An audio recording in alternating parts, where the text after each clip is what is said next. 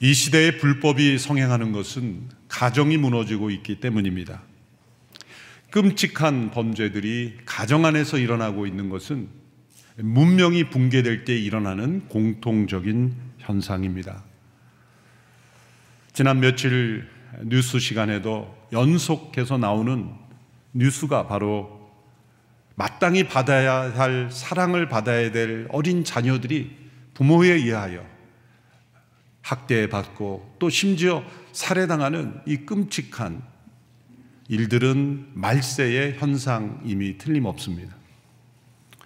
또한 부모에 대하여 마땅히 드려져야 될 존경과 효도가 사라지는 것 또한 말세의 특징입니다.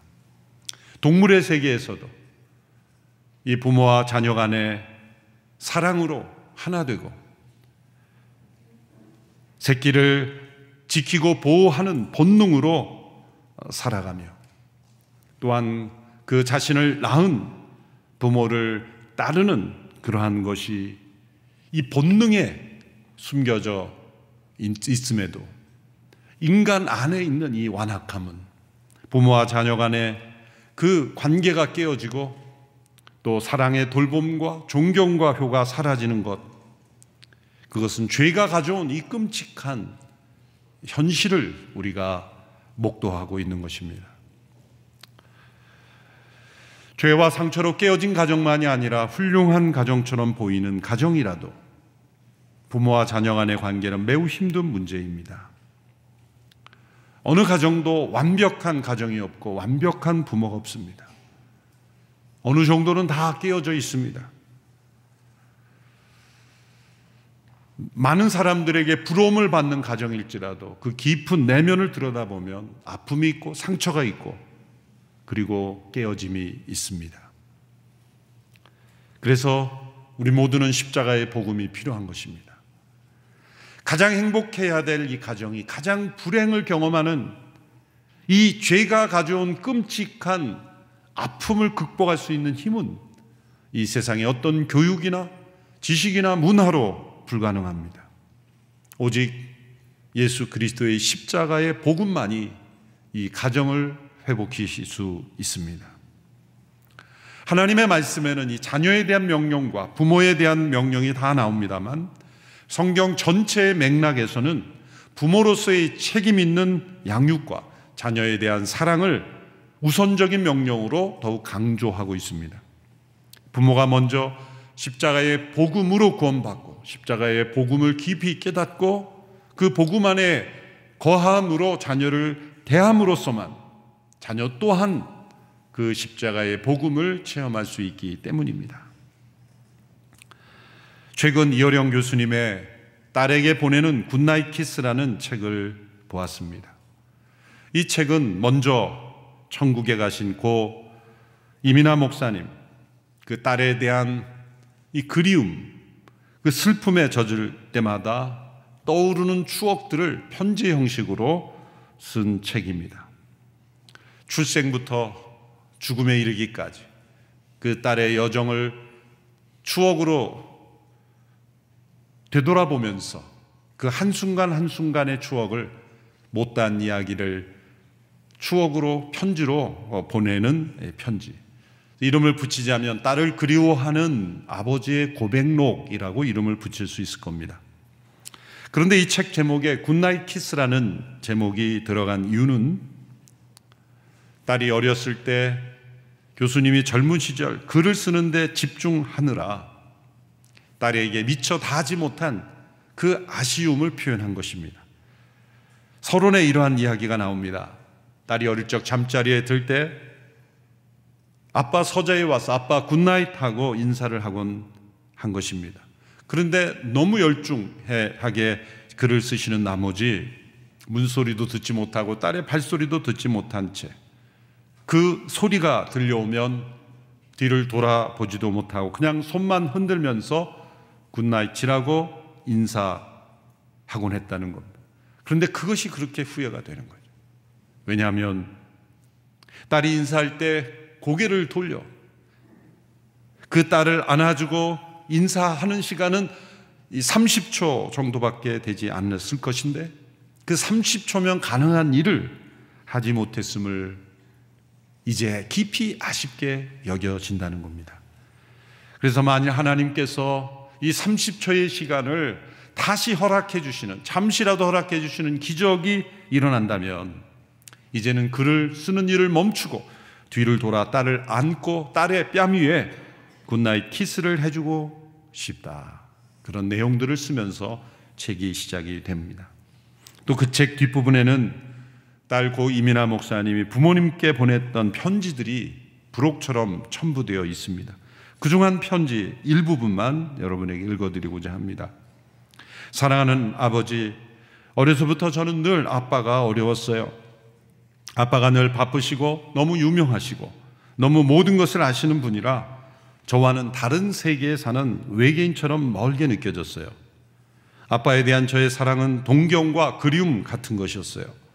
아빠가 곁에 계셔도 만질 수 없고 먼 곳에 계신 것 같은 거리감이 저를 늘 외롭게 했어요. 아빠의 마음에 들 만큼 똑똑하고 유능한 딸이 될 수 없을 것 같은 패배감이 늘 제 마음 한구석에 자리 잡고 있었어요. 아빠가 저를 얼마나 사랑하시고 또 사랑하셨나 깨닫고 나니 그 모든 쓸데없는 외로움이 어리석게만 느껴져요. 아빠에게 저는 딸이기 때문에 사랑스러운 것이지 저의 어떤 능력이나 모습 때문에 사랑하는 것이 아닌데도 저는 아빠의 깊은 마음을 몰랐기에 혼자 사랑에 늘 굶주리고 목말라 했어요. 저에게 하나님과 아빠의 사랑을 체험하게 하고 누릴 수 있게 해준 축복의 헌사가 아들 이단이에요.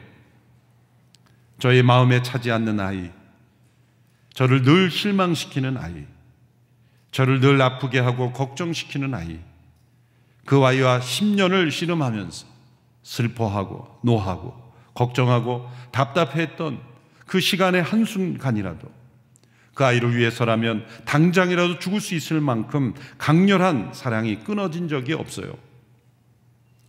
제가 그 아이를 낳았다는 그 한 가지 사실 때문에 저는 그 아이를 천하보다도 제 생명보다도 더 사랑하고 있다는 사실을 깨달았어요. 그러면서 저도 그와 똑같이 이유 없이 자격 없이 제가 자녀라는 사실 하나만으로 하나님께 사랑받는 존재라는 것을 깨달았어요. 아빠에게는 제가 딸이기 때문에 소중하다는 것을 깨달았어요. 깊이 체험하고 누리게 되었어요. 아빠 사랑해요. 아빠의 사랑에 감사드려요. 모든 부모에게는 이어령 교수님과 같은 아쉬움과 후회가 늘 있습니다. 자녀들과 보낸 많은 날들 중에 후회스러웠던 때가 단 한순간도 없는 부모는 아무도 없을 겁니다. 또한 모든 자녀들에게는 고 이민아 목사님과 같이 자신이 부모가 됨으로써 비로소 부모님의 그 사랑의 깊이를 깨닫게 되는 체험이 있습니다. 자녀들은 늘 부모에게 받은 사랑이 부족하다고 섭섭해하지만 부모님들은 늘 자녀에게 베푼 사랑이 적음을 미안해하고 아쉬워하는 것입니다. 그래서 내리사랑이라는 말이 있는 것입니다. 이제 잠시 영상을 보시고 말씀을 계속 나눌 텐데, 아버지와 아들의 관계를 표현한 몰래카메라입니다. KB금융그룹에서 몇 년 전 공익광고로 만든 것인데요, 앞 뒷부분만 조금 편집해서 잠시 보시고 계속 말씀을 듣도록 하겠습니다. 하나님께서 한 생명을 창조하실 때 한 여인을 어머니로 바꾸시고 한 남자를 아버지로 바꾸십니다. 그래서 그 영혼의 가장 중요한 필요를 채우게 하시고 또 가장 먼저 달려가는 돕는 이가 되게 하십니다. 그리고 무조건적인 사랑을 베풀게 하십니다. 그리고 늘 미안한 마음 또 부족한 마음으로 사랑하게 하십니다. 그 마음은 어디서 온 것일까요? 그것은 많은 교육에서 오지 않습니다.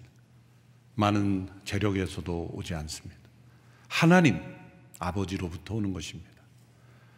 우리를 사랑하시는 그 하나님께서 부모를 통하여 자녀에게 그 사랑을 경험하게 하시는 겁니다. 그래서 이 세상에서 가장 하나님의 사랑을 닮은 사랑은 역시 부모님의 사랑인 것입니다. 그러나 그 소명을 감당하는 것은 많은 어려움이 있습니다. 죄가, 상처가 우리의 마음을 포로로 사로잡고 있기 때문입니다. 그래서 예수님을 잘 믿어야 가정이 행복한 것은 그 복음 안에 가정을 회복시키는 능력이 있기 때문입니다.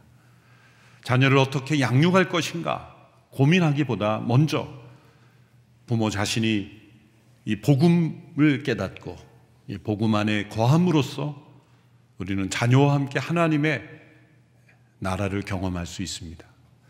부모가 붙잡아야 될 복음은 무엇입니까? 첫째로 자녀는 부모의 소유가 아니라 하나님의 소유라는 것입니다. 죄의 본성은 끊임없이 자녀를 자신의 소유로 생각하게 만듭니다. 그러나 부모는 하나님의 대리자의 역할일 뿐입니다. 자녀를 자신의 소유라고 생각하면 자녀의 행동에 대하여 지나치게 감정적으로 반응하게 됩니다. 그러나 그 감정적인 반응 속에는 부모 자신이 가진 이 죄악에 오염된 감정, 또 상처 입은 감정으로 반응하기 때문에 자녀가 때로 이해할 수 없는 분노, 이해할 수 없는 그런 감정으로 자녀의 마음을 더 상하게 하죠. 6장 4절의 말씀에 자녀를 노엽게 하지 말라. 그 자녀의 마음속에 있는 분노는 이 부모의 왜곡된 감정으로 인하여 전달되고 상처 입은 감정일 경우가 많습니다. 대개 할아버지 할머니들이 그 손주에 대하여도 관대하지 않습니까? 어떤 잘못을 해도 할아버지 할머니들은 그러려니 하고 웃고 넘어갑니다. 그런 관대함은 어디서 나오는 것일까요? 그 손주들이 단지 이뻐서만은 아닐 겁니다. 저는 두 가지 원인을 생각해 보았습니다. 할아버지 할머니들은 오랜 인생의 경험으로 미성숙과 불순종을 구별할 수 있는 분별력이 있기 때문입니다. 시간이 흐르면 이제 다 해결될 수 있는 문제에 대하여는 야단치기보다 용납하는 것이 더 중요하다는 것을 깊이 깨닫고 계시기 때문입니다. 또 한 가지 원인은 자신의 자손이긴 합니다만 자신의 소유라는 의식에서부터 이제 자유하게 되었기 때문이에요. 과거 친자녀를 기를 때는 나의 소유라는 소유의식이 들어왔기에 때로는 그 사랑이 집착이 되고 지나친 간섭과 개입이 됨으로써 감정이 상할 수 있는데, 이제 할아버지 할머니가 되면 자손이긴 하지만 이제는 그 소유의식에서 한 단계 벗어났기 때문에 다른 시각으로 그 손주들을 바라볼 수 있다고 생각을 합니다.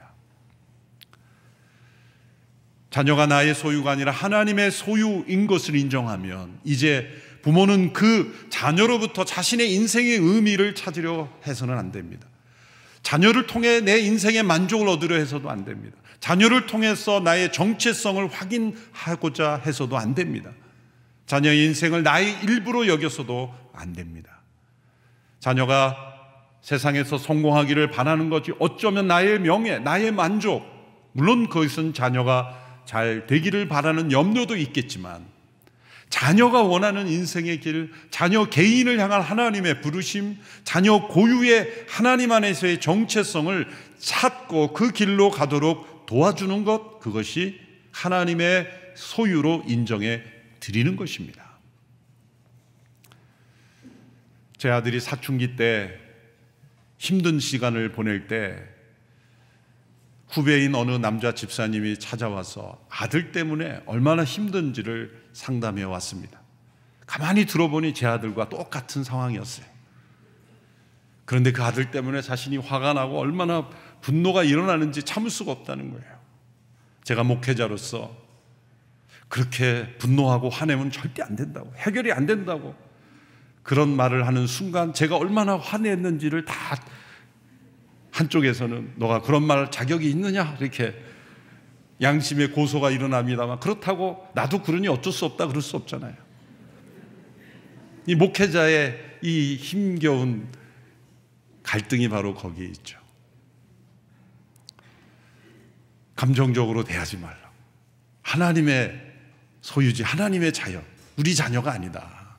그 말을 깊이 생각하고 집에 와서 아들을 대할 때 내 자녀가 아니지, 내 아들이 만약 그 집사님 아들이라면 내가 이렇게 대하겠는가 생각하니까 이제는 그렇게 흥분이 안 되더라고요. 그래서 때로 힘들 때는 다른 집사님 아들이겠지 그렇게 생각을 해요.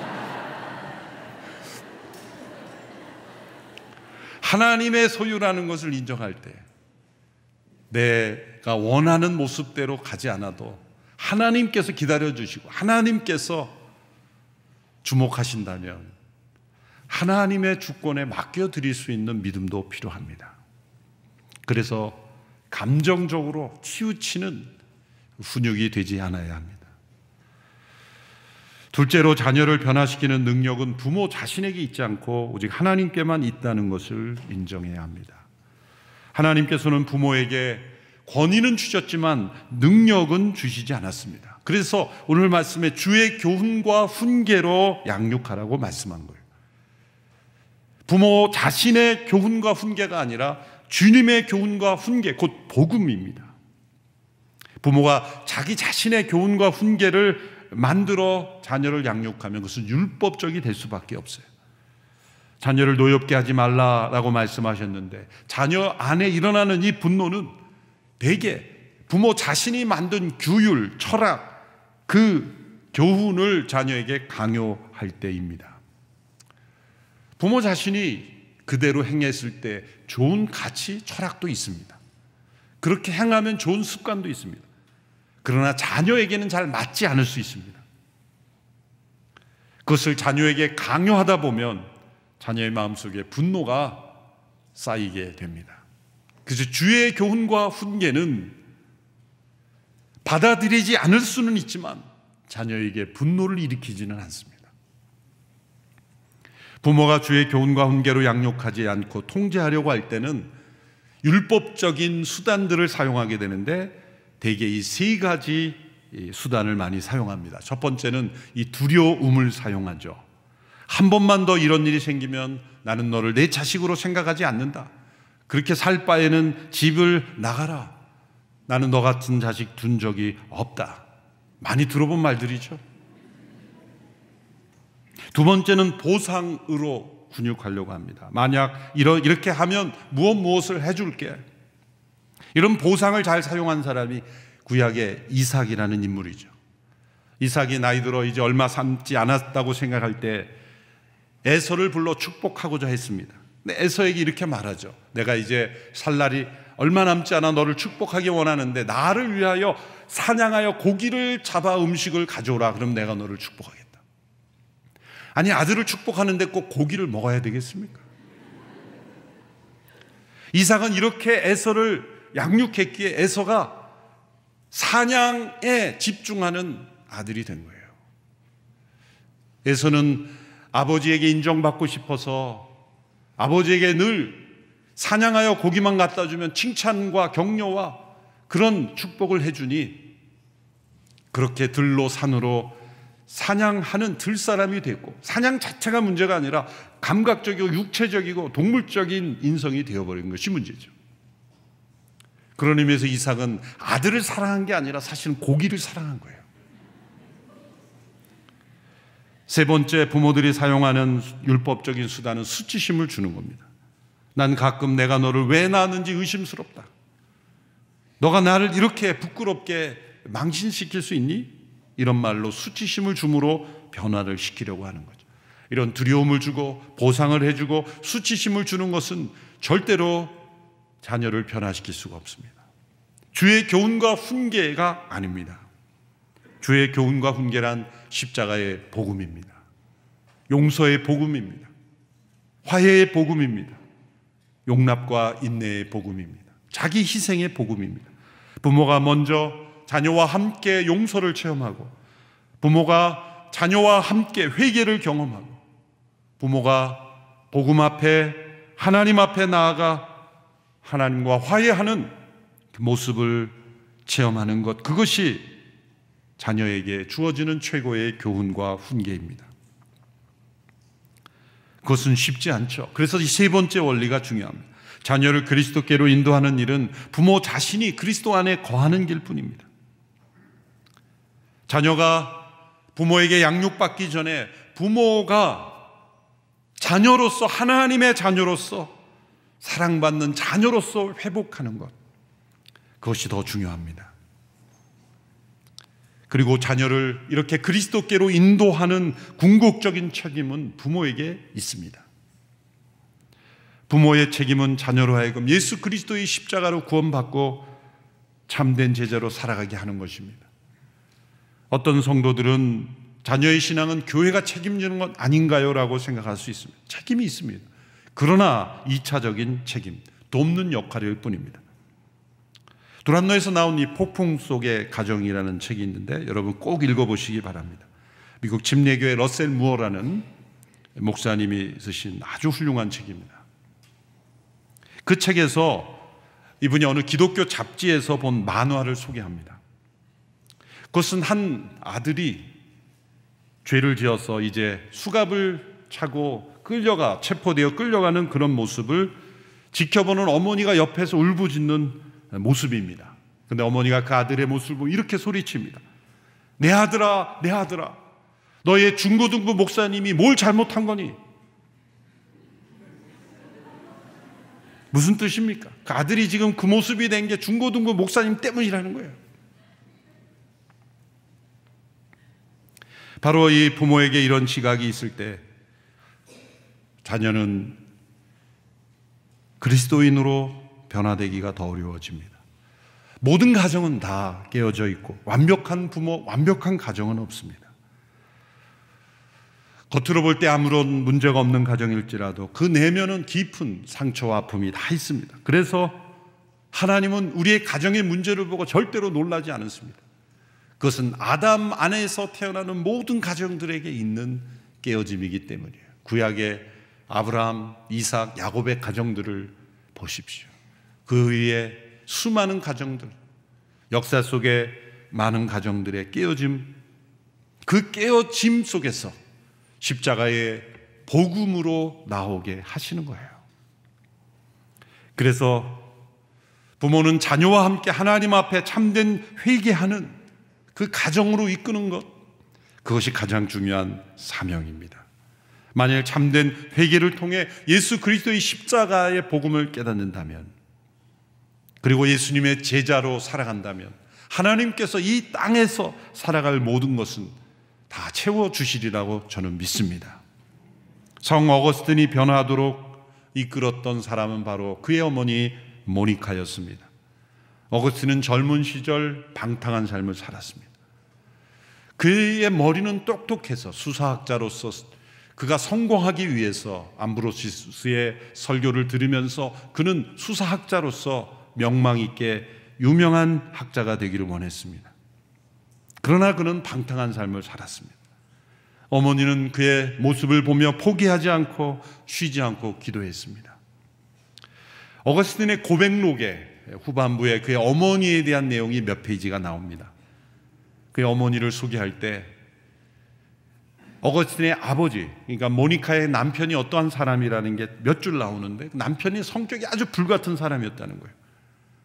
그런데 그 남편에게도 순종하며 한 번도 다툼이 없이 그 남편과 함께 살았다는 거죠. 그래서 주변 사람들이 그 어머니에게 가서 은밀하게 물어보는 질문이 이런 거였다는 거예요. 이런 남편과 어떻게 싸우지 않고 살 수 있냐. 그렇게 사람들에게 의문이 들 정도로 현숙한 여인이었습니다. 그리고 그 아들을 위해서 기도했습니다. 어머니가 세상을 떠나기 얼마 전에 어거스틴이 어머니와 함께 여행을 하면서 그 어머니의 유언을 듣습니다. 그리고 그것을 기록하여 고백록에 남겼습니다. 그 유언의 내용은 바로 이런 내용입니다. 아들아, 나는 이제 이 세상에서 누릴 즐거움이라고는 하나도 없다. 이 세상에서 나의 바라던 것이 다 이루어졌는데 내가 이 세상에서 더 해야 할 일이 무엇인지, 그리고 왜 내가 더 세상에 남아 있어야 하는지 나는 모르겠다. 내가 이 세상에 잠깐이라도 더 오래 남아있기를 원했던 단 한 가지 이유는 죽기 전에 내가 그리스도인이 되는 것을 보고 싶었던 것이었다. 나의 하나님은 내가 바라는 것보다 더 풍성하게 보답해 주셔서 내가 세상의 행복을 끊고 그의 종이 된 것을 나로 하여금 보게 하셨다. 내가 이 세상에서 할 일이 더 이상 무엇이 있겠느냐. 모니카의 삶의 목적은 아들 어거스틴이 그리스도인이 되는 것이었습니다. 하나님은 그녀의 기도에 넘치도록 응답해 주셔서 그리스도인이 될 뿐만 아니라 사도 바울 이후에 초대교회사의 가장 중요한 신학자가 되게 하셨어요. 그의 신학이 종교개혁으로 이어지고 우리에게 이어진 거예요.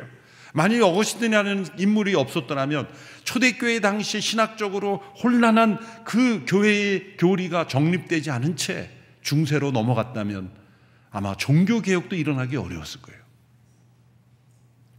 이처럼 위대한 하나님의 통로가 되었던 어거스틴의 이면에는 모니카 어머니의 기도가 있었습니다.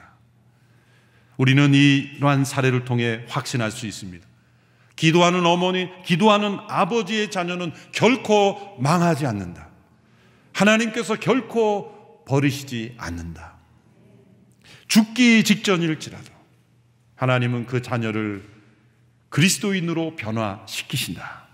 이런 믿음을 가지고 자녀를 복음으로 대할 수 있게 되기를 바랍니다.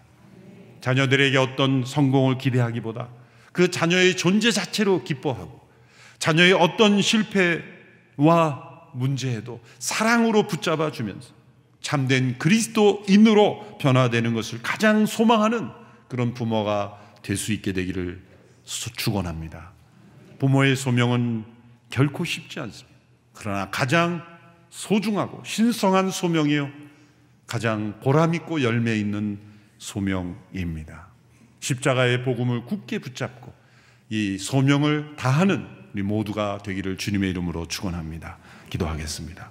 하나님 아버지, 우리에게 주어진 모든 소명, 특히 부모로서의 소명을 잘 감당케 하시고 또한 우리에게 허락하신 부모님을 공경하며 사랑하며 존경하며 우리의 자녀들을 십자가의 복음으로 잘 양육할 수 있는 저희들이 되게 하여 주옵소서.